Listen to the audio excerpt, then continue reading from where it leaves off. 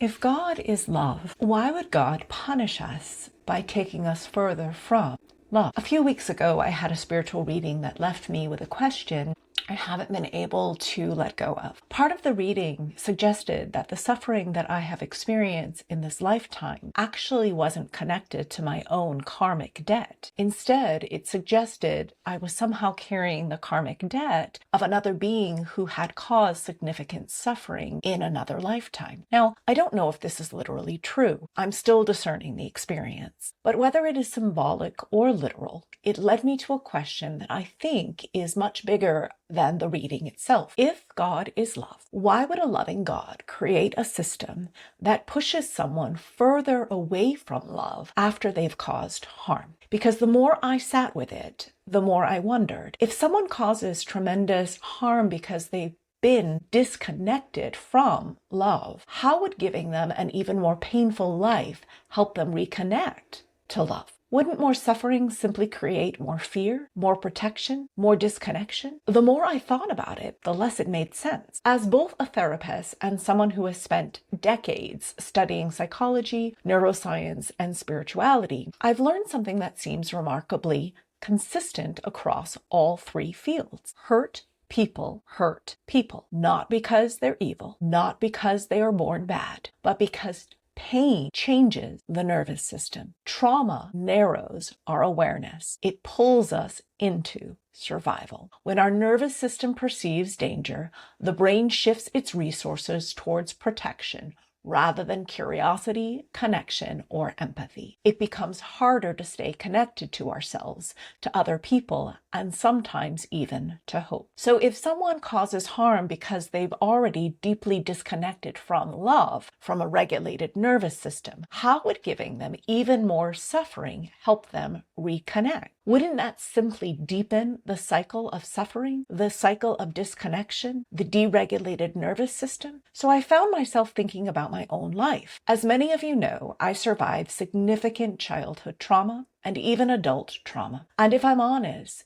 the abuse didn't make me wiser. It didn't make me more compassionate. It made me more afraid. It disconnected me from myself. It disconnected me from my body. It disconnected me from trusting other people. It took years of safe relationships, therapy, mindfulness, self-compassion, and healing before my nervous system slowly learned that love could feel safe again. Not punishment, relationships that were safe. Not shame, connection with those that were loving. And then another thought came to me. Whether this reading was pointing to something literal or using symbolic language, something inside me kept returning to the same question. If God's nature is love, why would love ever choose disconnection as the primary path towards transformation? That doesn't mean I believe there shouldn't be accountability.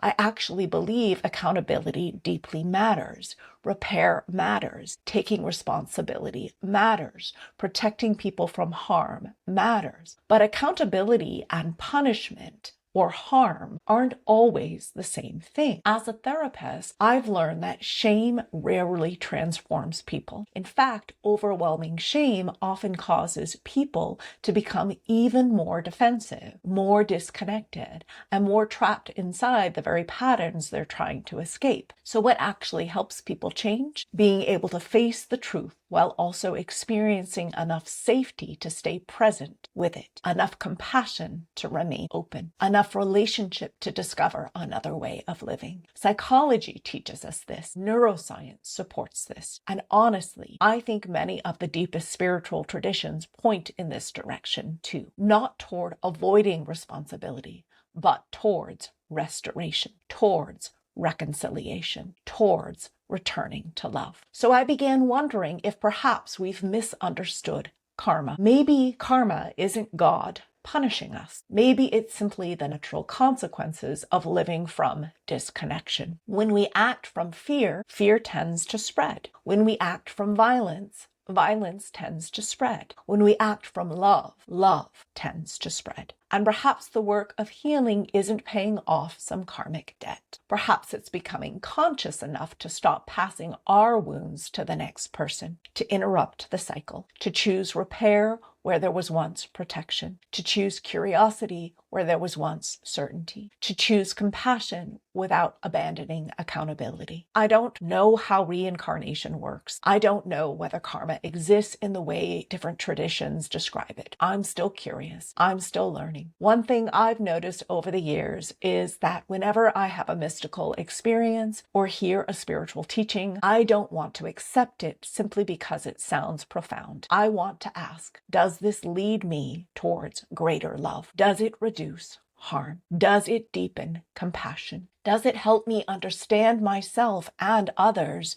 more clearly? Because if a spiritual teaching doesn't move me towards greater love, then I think it's worth continuing to question. If I imagine God as perfect love, I cannot imagine a God whose primary strategy for transformation is creating more disconnection. I imagine a God who continually invites us back into relationship, back into truth, back into compassion, back into ourselves, back into showing up for others in a way that is compassionate and caring. Not because harm doesn't matter, but because love is ultimately more transformative than punishment. So I'd love to leave you with a question. When you think about justice, do you imagine justice primarily as punishment, or do you imagine justice as restoration? Because I wonder if the deepest justice isn't making people suffer for the harm that they've caused. Maybe the deepest justice is helping people become the kind of person who no longer wants to cause harm. Because from everything I've learned about psychology, neuroscience, and spirituality, love transforms people in ways punishment never can. Thank you for exploring this with me. As always, I'm not here to tell you what to believe.